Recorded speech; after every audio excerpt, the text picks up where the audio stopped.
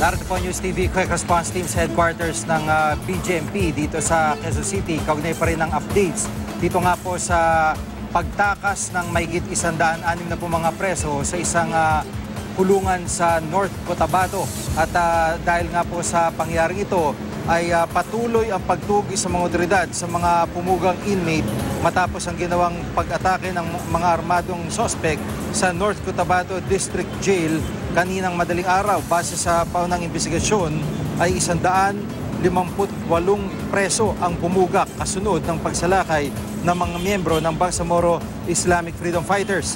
Napag-alamang marami sa mga pumuga ay mga miyembro ng BIFF, kabilang sa mga nakatakas ang Tamayan Brothers na may kasong murder at ang Salik Brothers na sangkot sa drug trafficking. Sa ngayon, hindi bababa sa 9 na pumuga na ang mga nahuli habang 5 inmate ang napatay.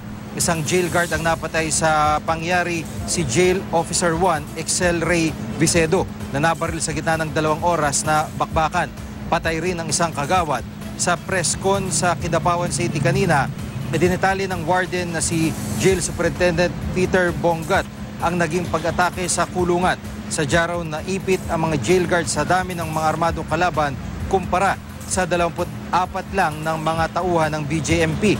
Bagong pag-atake, nakatanggap na raw si Bongat ng impormasyon tungkol dito. Paniwala nila, isasabay ang pag-atake sa pagsalubong sa bagong taon. Pero dahil walang nangyari noong pagsalubong sa bagong taon, ibinabaraw nila ang kanilang alert status upang maitalaga sa ibang operasyon ang iba nilang tauhan. Dito na raw nangyari ang paglusob, katuwang na ng pulisyang militar at lokal na pamahalaan ng Cotabato sa pagtugi sa mga inmate. Ang pangatlong pag-atake nito sa North Cotabato District Jail ang itinuturing na pinakamalaking pagpuga sa kulungan sa lalawigan ng Cotabato. Expecting that they will attack us on the New Year's Eve. So we were all on alert at the time. We had a good security preparations. All our personnel were properly stationed in their respective areas. It so happened that